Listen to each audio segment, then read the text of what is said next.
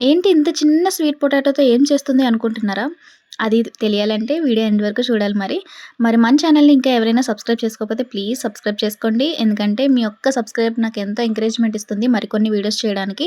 మరి మర్చిపోకుండా సబ్స్క్రైబ్ చేసుకుంటారు కదూ! అలాగే మన వీడియోస్‌ని లైక్ అయితే చేయండి. ఎందుకంటే మీరు లైక్ చేస్తే నా వీడియోస్ ఇంకొంచెం మంది చూస్తారు. వాళ్ళకి కూడా నచ్చితే వాళ్ళు కూడా సబ్స్క్రైబ్ చేసుకుంటారు కదా!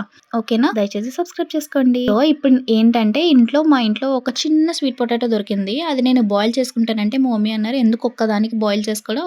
వెళ్ళు ఎలాగో వేడి నీళ్ళు పెట్టుకోవడానికి పొయ్యి వెలిగించే ఉంది కదా! దాంట్లో కాల్చుకో" అని చెప్పారనమాట. సో, కాల్చుకొని తింటే ఎలా ఉంటదని చెప్పి కాలుస్తున్నాను. మరి అవుట్‌పుట్ ఎలాగుందో చూడాలంటే ఎండ్ వరకు చూడాల్సిందే. ఈ ప్రాసెస్ ఆల్మోస్ట్ బేకింగ్ లాగే అనిపిస్తుందనమాట నాకైతే.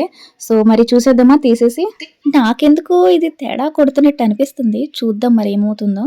ఫస్ట్ అయితే అది వాటర్‌లో వేసుకొని బాగా క్లీన్ చేసుకున్నాను. క్లీన్ చేసుకున్న తర్వాత అది ఎంత తీసినా రావట్లేదని చెప్పి చాక్‌తో కట్ చేశాను. తీరా చూస్తే మొత్తం బొగ్గయిపోయింది ఫ్రెండ్స్.